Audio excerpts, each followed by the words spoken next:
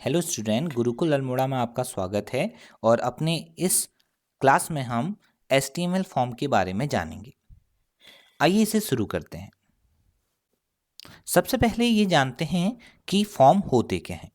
इसके लिए मैं एक वेबसाइट में जाता हूँ, गुरुकुल अल्मोड़ा, और गुरुकुल अल्मोड़ा में मैं अप्लाई फॉर में क्लिक करता हूँ।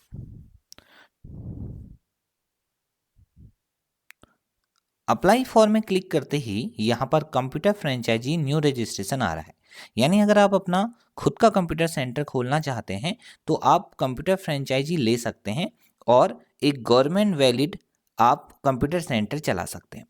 इसके लिए मैंने इसमें क्लिक किया और आपको एक फॉर्म नज़र आ जाता है। ये वो फॉर्म है जो ऑनलाइन हमने भरना है। इस केस में आपको ये वाला हिस्सा दिख रहा है जिसमें हम कुछ भी लिख सकते हैं। तो ये जो एरिया है जहां मैं लिख रहा हूं ये तो इन्हें बोलते हैं टेक्स्ट बॉक्स। साथ ही साथ उसके बाद ये जो आपको दो गोल गोल से बटन दिखाई दे रहे हैं, इसको बोलते हैं हम रेडियो बटन। जब हम यस में क्लिक करते हैं तो नो से हट जाता है, नो में क्लिक करते हैं तो यस से हट जाता है। उसके बाद ये एक बड़ा सा एरिया नजर आ रहा होगा, साइड में ये 3 लाइनें, 2 लाइनें भी दिख रही हैं, और इसको हम बोलते हैं टेक्स्ट एरिया। उसके बाद यहाँ पर आपको ये बॉक्स दिख रहे हैं जिसमें मैं क्लिक कर रहा हूं तो राइट का साइन आ जा रहा है, और 2 बार क्लिक कर रहा हूं तो राइट का साइन हट जा रहा है। तो इसे बोलते हैं हम चेक बॉक्स।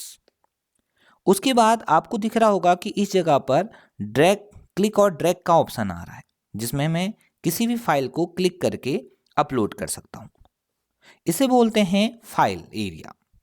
उसके बाद लास्ट में एक सबमिट का ऑप्शन नजर आ रहा है जिसे क्लिक करने पर वो सबमिट हो जाएगा। तो ये रिक्वायर्ड फील्ड बनाए हुए हैं, तो इसको हम बोलते हैं सबमिट बटन।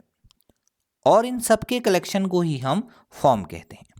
तो अब हम फॉर्म को 1 बाय 1 बनाना सीखेंगे। मतलब पहले हम सीखेंगे टेक्स्ट बॉक्स बनाना, उसके बाद हम चेक बॉक्स बनाएंगे, उसके बाद हम रेडियो बटन बताएंगे, उसके बाद हम टेक्स्ट एरिया बनाएंगे, और उसके बाद फाइल वाला ऑप्शन बनाएंगे, और लास्ट में बटन बनाएंगे। और उसके बाद जब हम ये सब कुछ सीख जाएंगे तो एक पूरा फॉर्म क्रिएट करना भी सीखेंगे। चलिए आइए इसको हम शुरू करते हैं। अब बात करते हैं कि हम बना क्या रहे हैं। तो नेम लिखकर उसके सामने एक टेक्स्ट बॉक्स बनाना चाहते हैं जिसमें हम कोई भी टेक्स्ट या किसी का नाम इनपुट कर सकें। हम चाहें तो इसके अंदर पहले से भी ही प्लेस होल्डर बोलते हैं उसको, पहले से ही नाम लिखा हुआ दिखा सकते हैं। चलिए इसे शुरू करते हैं। इसके लिए अब हम सबलाइन टेक्स्ट का इस्तेमाल करते हैं। हम इसे नोटपैड में भी बना सकते हैं, लेकिन सबलाइन में टेक्स्ट एडिटिंग बहुत आसान हो जाती है। इसके लिए यहाँ पर आपको ये प्लेन टेक्स्ट दिख रहा है, या तो आप यहाँ क्लिक करके लैंग्वेज छाड़ लीजिए, या जैसे मैंने पहले बताया था कि आप व्यू में जाके सिंटैक्स में जाकर आप लैंग्वेज को चुन लीजिए कि मैं HTML में कर रहा हूँ। तो यहाँ पर HTML लिखा आ गया। अब आप स्टार्टिंग ऑफ HTML कर दीजिए। तो HT लिखते ही ML अपने आप लिखा आ रहा है, तो बस आप इंटर कर दीजिए, बाकी कोडिंग सेम हो गई। अब सबसे पहले मैं इसको सेव कर देता हूँ और डेस्कटॉप में इसका नाम रख देता हूँ form1।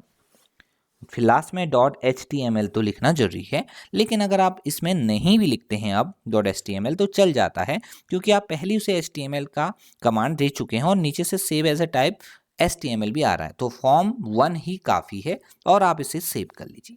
और अब इसे हम थोड़ा सा छोटा कर लेते हैं, और साइड में यहाँ पर हमें फॉर्म बना हुआ आ गया। देखिए ये पहली सी HTML बनाया है, हमें लास्ट में .html की जरूरत, लिखने की ज़रूरत नहीं हुई, क्योंकि हमने यहाँ पर देखिए पहली सी HTML डिक्लेयर किया हुआ है। अब इसे ओपन करें तो ये बिल्कुल ब्लैंक है, क्योंकि हमने कुछ लिखा नहीं है, हमने तो स्टार्ट किया है बस।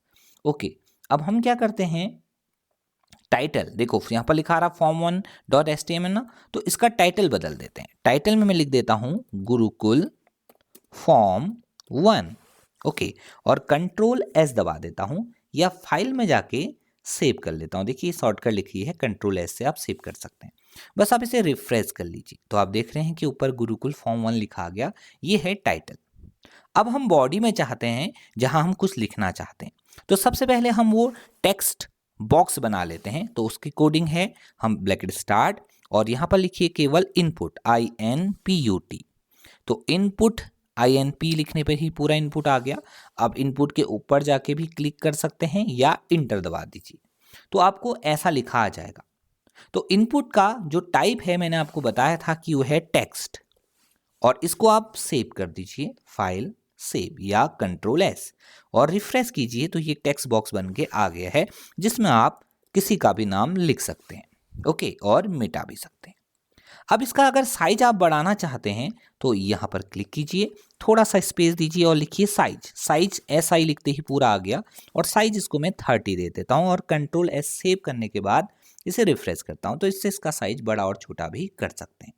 आपको इस बॉक्स का नाम भी देना चाहिए कि इस बॉक्स को हम ए नाम से या किसी भी नाम से किसी ए नाम से या किसी भी नाम से बोल सकते हैं, क्योंकि बाद में जब डेटा सेव करने की बारी आएगी तो नेम की ज़रूरत हमें पड़ेगी। इससे इसमें कुछ फर्क नहीं पड़ता। उसके बाद अगर आप चाहते हैं इसके अंदर से पहली से, यानी प्लेस होल्डर बोलते हैं इसे, पहले से लिखा है कि नेम ऑफ स्टूडेंट लिखो, तो आप स्पेस देके यहाँ पर नेम से पहले या नेम के बाद कहीं पर भी चल जाएगा, मैं पहले दे देता हूँ, तो इसका नाम लिखता हूँ स्पेस के बाद प्लेस होल्डर, PLACHOLDR, PLA लिखते ही आ गया तो मैं एंटर दबा देता हूँ। सबसे पहले में होना चाहिए, नहीं तो क्लिक कर लीजिएगा, और इसके अंदर लिख देता हूँ नेम, छोटे लेटर में लिख देता हूँ नेम ऑफ स्टूडेंट, ठीक है, एन को कैपिटल बना भी लेते हैं, कोई फर्क नहीं पड़ता, आप जैसे लिखना चाहें, बस कंट्रोल सेव कीजिए और रिफ्रेश कीजिए तो अंदर आ गया नेम ऑफ स्टूडेंट। इसमें क्लिक करके अगर नाम लिखोगे तो ऑटोमेटिकली वो डिसअपीयर हो जाएगा।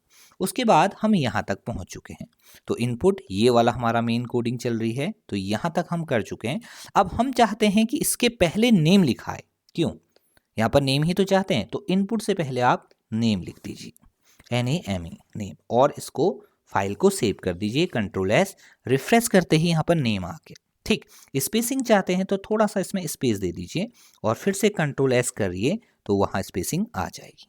अगर आप इसे थोड़ा बड़ा या डार्क करना चाहते हैं तो नेम के आगे हेडिंग स्टार्ट कर दीजिए H3, और क्लोज यहाँ पर मत कीजिए, लास्ट में कीजिए, क्योंकि नेम को यहीं पर अगर आप क्लोज करेंगे, देखिए क्लोजिंग खाली साइन लगाते ही हो गया, कंट्रोल S, तो आपका टेक्स्ट बॉक्स नीचे चला जाएगा।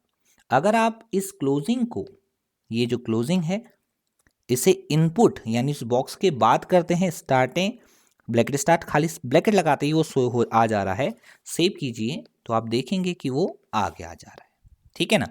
अब मैं इस लेक्चर को यहीं क्लोज करता हूँ और अपने नेक्स्ट लेक्चर में आपको बताऊंगा चेक बॉक्स बनाना।